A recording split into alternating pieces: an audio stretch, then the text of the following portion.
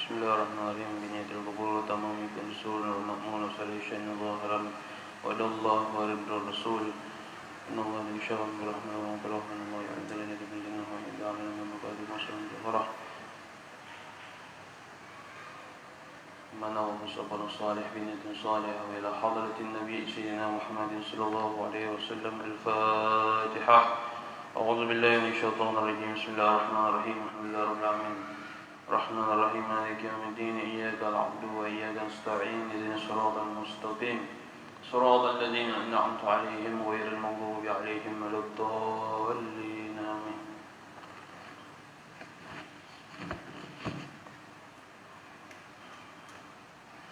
استغفر الله العظيم. بسم الله الرحمن الرحيم. السلام عليكم ورحمة الله وبركاته.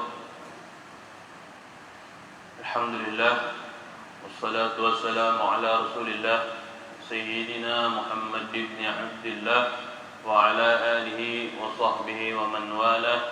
Amma ba'd. Subhanaka la ilma lana illa ma 'allamtana innaka antal alimul hakim. Rabbi shrah li sadri wa yassir li amri wahlul 'uqdatam min lisani yafqahu qawli. Alhamdulillah, kembali kita bersyukur kepada Allah Subhanahu wa taala atas segala limpahan nikmat yang diberikannya kepada kita sehingga kita dapat berhadir di majelis yang mulia ini. Salawat serta salam selalu tercurahkan kepada baginda kita Nabi besar Muhammad sallallahu alaihi wasallam beserta sahabat, kerabat dan yang mengikuti beliau hingga hari kiamat.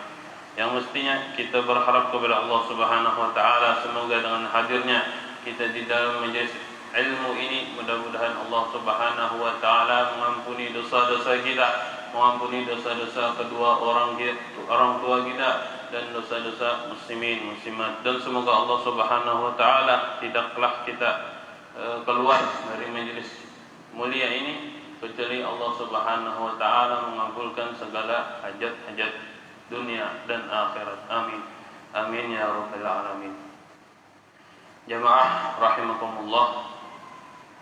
Sebelum kita memulai pengajian ini, kembali kita mengingatkan kepada diri kita masing-masing yang belum berniat i'tikaf di dalam masjid ini agar kiranya terlebih dahulu berniat i'tikaf. Bismillahirrahmanirrahim. Nawaitu an a'takifa fi hadzal masjid sunnatan lillahi ta'ala. Sahajaku berniat i'tikaf di dalam masjid ini sunnah karena Allah Subhanahu wa taala. A'udzu billahi minasyaitonir rajim. Bismillahirrahmanirrahim. Qala al-musannif rahimahullahu taala wa adama an-naf'a bihi wa bi'ulumihi fid dharain amin. Faslun wa idza kana al-ma'u qullatayn fala yanjusu biwuqu'in najasati fihi illa in taghayyara ta'muhu aw lawnuhu aw rihuhu walau taghayyuran yasiran. Alhamdulillah, sedikit kita mengulang pembahasan minggu semalam, yaitu tentang air yang sedikit yang kejatuhan najis, maka hukumnya najis. Air yang sedikit di sini maksudnya itu air yang kurang dari 2 kula. Nah, kalau kemasukan najis, maka hukum semua air yang sedikit tersebut hukumnya najis. Artinya kadang-kadang dipakai wudu. Dan kalau terkena awak kita wajib kita basuh, namun hendak hendak sembahyang. Nah, kecuali ada beberapa masalah, yaitu seperti apa? Seperti sesuatu yang tidak terlihat, seperti rausul baragis, seperti kotoran-kotorannya lalat. Nah, kotoran-kotorannya semut. Maksudnya apabila nyamuk atau semut atau lalat hinggap dia di najis. Nah, sekalinya tahu-taunya lalat tersebut hinggap ke badan atau baju kita, bolehlah kita bawa sembahyang, boleh hukumnya. Najis, ya najis, akan tetapi najisnya apa? Najis ma'fu anhu, yang dimaafkan najisnya. Karena apa? La yudrikuhu taraf. Tidak bisa kita memandang najis tersebut dengan mata kita. Nah, jadi Allah Subhanahu wa taala memaafkan aja, dimaafkan aja. Wa maitatun la dama laha sa'ilun. Seperti apa lagi? Seperti bangkai binatang yang tidak mengalir darahnya, seperti cacak. Nah, sebagaimana kita ketahui bahwasanya bangkai binatang itu adalah hukumnya najis. Nah, najis kembali lagi kan najis apabila jatuh atau gugur ke banyu yang sedikit, ke air yang sedikit, maka hukumnya najis seberatan banyunya, airnya. Akan tetapi di sini ma'fu juga, dimaafkan juga, seperti omaitatun laha sa'ilun, seperti mayit atau bangkai binatang yang kadang mengalir darahnya. Seperti apa?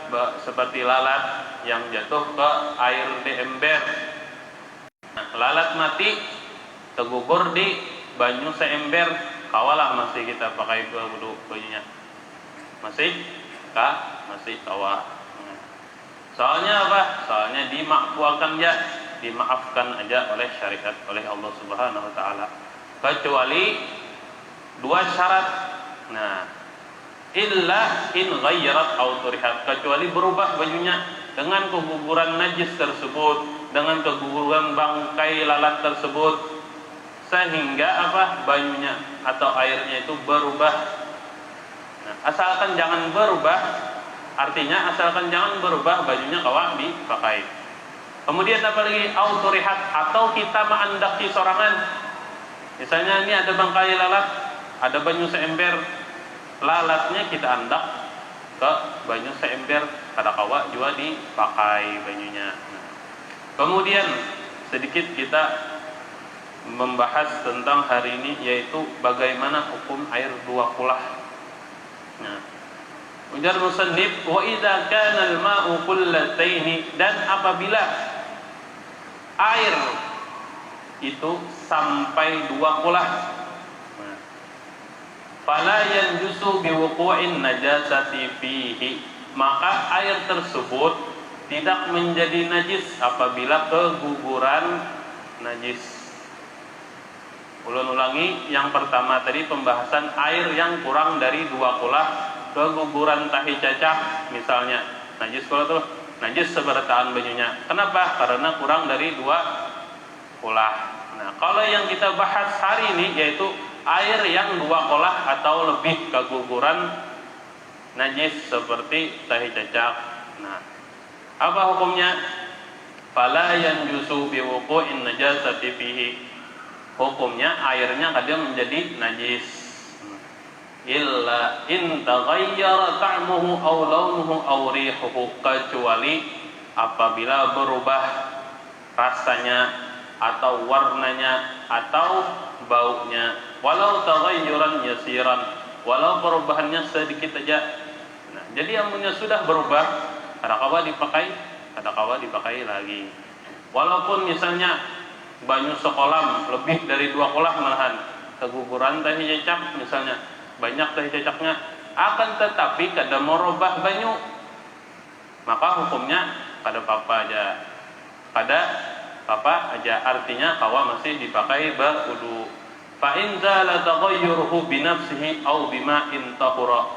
Nah, jikalau zala taghayyuruhu, hilang perubahan tersebut, artinya misalnya ada banyu sekolam, sekalinya berubah bajunya gara-gara keguguran tahi cacak tadi, misalnya banyak tahi cacaknya pasti berubah baju tersebut yang dua kolah itu, hukumnya apa? Kada kawa kita pakai. Akan tetapi ujar sidin, fa in zala taghayyuruhu, maka apabila hilang perubahan tersebut, binafsi dengan sendirinya, au bima'in atau dengan ditambahkan air kembali, tahura, maka air tersebut suci, bisa dipakai berwudu. Nah, misalnya seperti tadi apa? Ulun ulangi lagi, kolam yang airnya lebih dari dua kulah berubah gara-gara keguguran najis, sekalinya perubahannya itu hilang, artinya airnya kada berbau lagi, warnanya berubah jadi bersih lagi. Binafsihi, dengan sendirinya, dengan sendirinya kayak gini, dengan sendirinya di sini seperti apa? Seperti bitulil mukus, seperti lama lawas terdiam banyunya tuh kada dipakai. Nah, lawas terdiam sebulan, 2 bulan, sekalinya pas kita lihat lagi banyunya itu bening kembali seperti semula. Nah, maka hukumnya kembali seperti semula, artinya kawa dipakai wudu lagi. Au bima'in, atau kita tambahi banyu lagi sehingga air yang berubah tadi menjadi bening lagi. Nah, jadi air yang berubah tadi kita tambahi pulang banyu lain. Misalnya berubah banyunya, kita tambahi pulang banyu yang lain sehingga perubahannya ini hilang. Nah, artinya bebanyak banyunya itulah tahura, maka seperti itu boleh kita pakai wudu. Au bimiskin au qadurati turabin fala. Akan tetapi kalau dengan banyu misik, banyu minyak harum, atau apalagi ujar sidin di sini keruhnya tanah, fala, itu kada kawa mensuciakan. Soalnya apa? Najisnya kada kawa kita pinandui. Wal jari karrakidi, dan air yang mengalir itu hukumnya seperti air yang terdiam. Maksudnya, nah misalnya yang sering terjadi yaitu apa? Di dalam WC itu biasanya ada bak halus. Nah, jadi amun kawa kita mau ulah rumah kah, mau ulah bangunan apakah, kalau bisa baknya itu diganali sampai 2 kolah, nanti ada penjelasannya 2 kolah. Nah, kalau nyebaknya halus bang Pak, akan tetapi kerannya masih berjalan di atas, maka hukum yang di bawah bak halus itu hukumnya seperti bagaimana di keran. Amun kerannya kiri, maka yang di bawah tersebut sama dengan di kerannya, artinya kada kawa dipakai. Nah, amunnya sedikit. Akan tetapi di sini ada masalah. Amunnya misalnya biasanya itu kita tuh was-was itu balah masalahnya was-was. Sudah kita terangkan bahwasanya kalau kita hendak beristinja atau hendak berwudu, boleh aja pakai banyu sedikit. Kalau pian hendak mengulangi rekamannya ada di Facebooknya Nurul Islam. Nah, di situ sudah diterangkan bahwasanya artinya kita nih boleh aja memakai banyu sedikit gasan berwudu atau beristinja. Karena apa? Banyunya ini belum mustakmal. Sudah kita jelaskan juga, mustakmal itu adalah air yang sudah kita pakai. Nah, itu. Jadi jangan sampai was-was kita untuk memakai bak yang halus yang di dalam WC itu. Penjelasannya di sini yaitu tentang najis. Apabila keguguran najis, nah itu sambatannya. Apabila keguguran najis, air yang di dalam bak tersebut, maka seberatan menjadi najis. Nah, banyak yang berketakun. Masalah biasanya paling banyak tuh musafir. Kita berlabuh atau musafir. Biasanya WC-WC-nya tuh irigat lah, irigat. Jadi kita nih ragu-ragu, kawakah masih dipakai bajunya nih, kada kawakah? Nah, misalnya ada di situ alamah tuh tanda bahwasanya banyu itu keguguran najis. Kayak apa? Misalnya seperti ada kekanakan keluar dari WC tersebut. Nah, kemungkinan besar kaminya itu tak perancingan atau terpercik ke kolam yang halus tuh, kolam yang di WC yang halus tuh, maka hukumnya najis. Akan tetapi kalau kita kayak musafir, mau kada mau pakai banyu itu, nah Ulama ada yang mengatakan bahwasanya boleh aja memakai banyu tersebut asalkan jangan berubah. Nah, asalkan jangan berubah baunya. Artinya baunya nggak ada, warnanya bening aja masih pakai aja.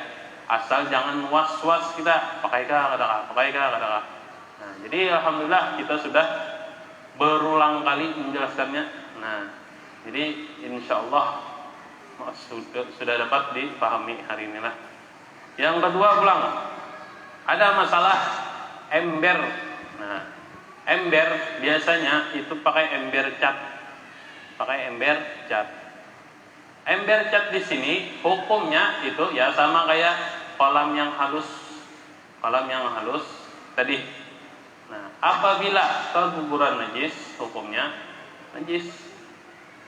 Nah, akan tetapi kembali lagi ada ulama yang mengatakan bahwasanya amun kada berubah, baunya kada berubah, warnanya kada apa-apa juga, boleh dipakai aja. Yang paling kita perhatikan itu kalau kita mandi junub itu misalnya terperancingan ke banyu yang sedikit, apa hukumnya? Sudah kita jelaskan juga. Asal jangan perancingannya itu sekedar apa? Misalnya kita mandi, jadi ada terperuncing kalau itulah. Nah, perancingannya tuh percikannya itu kadarnya berapa? Misalnya 2 mili kah? 2 mili atau berapa mili? Nah, ibaratnya yang 2 mili itu kita ibaratkan sirup terbuat ke dalam banyu yang sedikit tuh. Apakah berubah? Amunnya kada berubah, kada apa-apa aja. Tapi misalnya kita mandi junub, misalnya di bawahnya kita ini ember, makanya kalau bisa tuh mandi junub tuh jauh sedikit dari ember tersebut. Kalau perancingannya sedikit aja kada apa-apa aja. Amunnya banyak, ini yang jadi masalah. Nah, wal qullatani. Nah, di sini membahas tentang dua qolah. Dua qolah itu kayak bergerang. Wal qullatani 500 ratlin bil Baghdadi takriban, yaitu 500 retal Baghdad kurang lebih. Nah, yang nyamannya itu ujar ulama, dua qolah itu 216 liter. 216 liter. Nah, fala yadurru nuqsanu ritlaini wa yadurru nuqsanu aksar. Amunnya kurang dari 216 bang, amunnya sedikit aja kada apa-apa ya. 214 liter kah kada apa-apa ya. Wa qadrahuma bil misahati fil murabba'i, dan kadarnya di dalam misahah ini ukuran, fil murabba'i di dalam tempat yang kotak, ujar kita kolam. Zira'un wa rubu', 1 zira' dan 1/4 zira'. 1 zira' itu 48 cm. 1/4 zira'nya berarti berapa tuh? 48 bagi 4 12. Insyaallah 12 tulan wa urdan wa umqan. Nah, tingginya, lebarnya dan dalamnya. Nah, jadi berapa itu zira' wa rubu' itu adalah 60 cm. Jadi 60. Jadi itu yang dimaksud dua qolah di dalam kolam. Ukuran kolam itu 60 cm, 60 cm, 60 cm, 60 cm. Nah, itu sudah dua qolah. Artinya dua qolah di sini maksudnya apa? Amun keguguran najis. Ulangi lagi. Amun keguguran najis, amunnya banyunya kada berubah aja, baunya kada berubah, masih kawal kita pakai. Nah, amunnya kurang dari dua qolah bang, misalnya 100 liter aja, maka jadi najis seberataan. Ulangi lagi, boleh kita berwudu dengan banyu yang sedikit. Ulangi lagi, boleh kita berwudu pakai banyu yang sedikit. Karena apa? Sudah kita bahas di permulaan ta'lim, yaitu la yasihhu taharah wala izalatun najis. Kada sah taharah ini wudu atau mandi wajib, wala izalatun najis, dan menghilangkan najis illa bima yusamma ma'an, kecuali dengan sesuatu yang dinamakan air. Nah, jadi ulama mengatakan di sini air balah, lain air yang banyak lain. Hati-hati di sini, lain air yang banyak. Jadi maksud air di sini adalah air mutlak. Air mutlak kalau itulah ngarannya air suci lagi mensucikan ujar kita. Air suci lagi mensucikan ini kada mestinya banyak. Kada mestinya banyak. Nah, banyak orang salah paham di sinilah.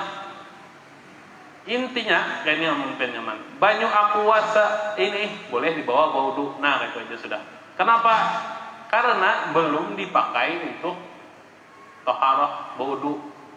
Banyu musta'mal itu kayak pegerang, kita ulang. Banyu musta'mal itu banyu yang habis kita wudu, basuhan pertama itu musta'mal. Musta'mal itu namanya.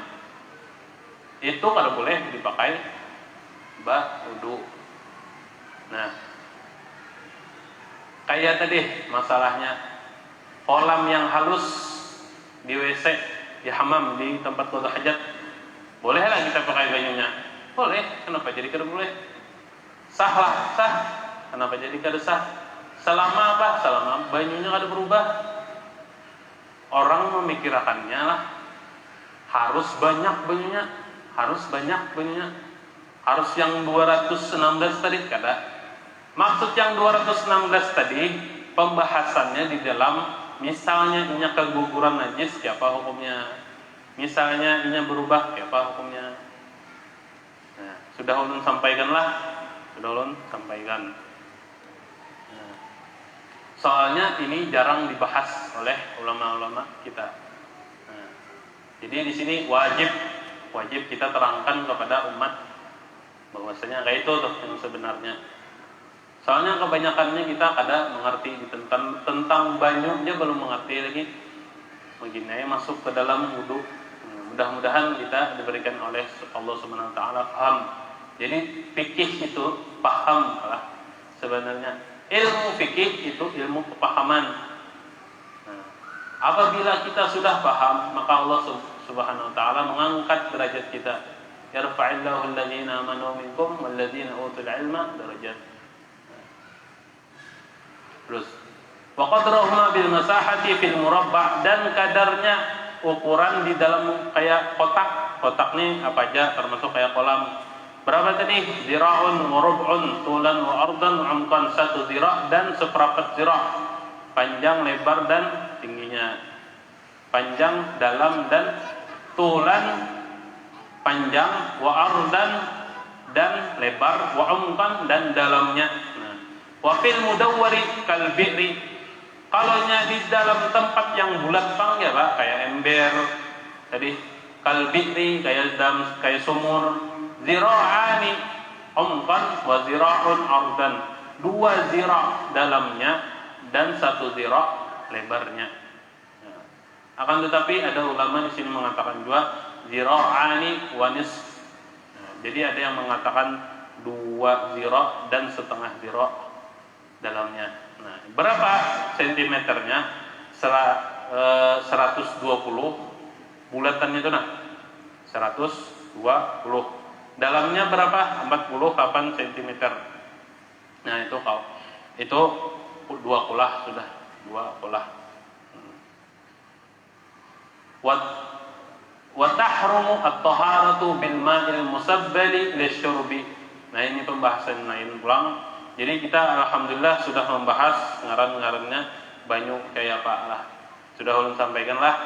Nah, wa tahrumu taharatu bil ma'il musabbali lisyurbi, dan haram taharah ba'udu atau mandi wajib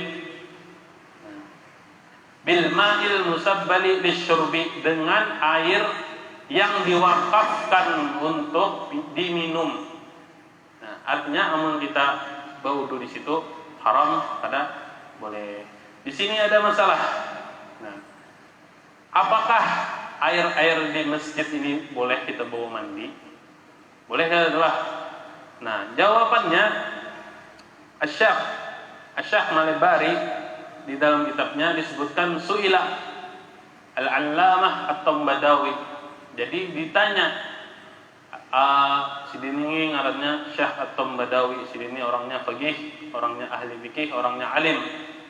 Ujar Sidin ditanya, bagaimanakah hukum air-air yang di dalam masjid, yang di masjid?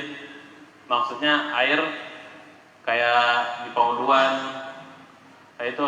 Apa hukumnya? Misalnya dibawa mandi, dibawa minum, dibawa apa lagi, dan lain-lain untuk kepentingan sendiri. Ujar Sidin apa?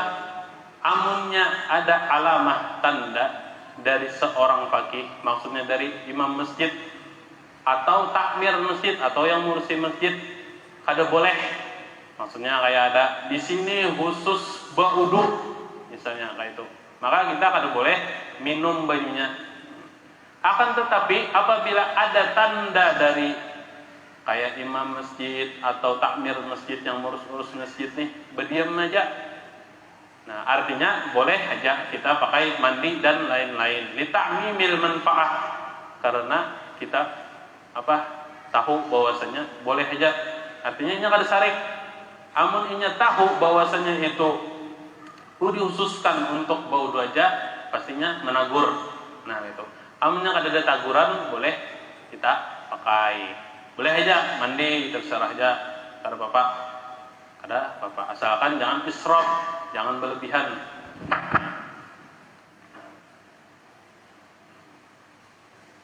Terus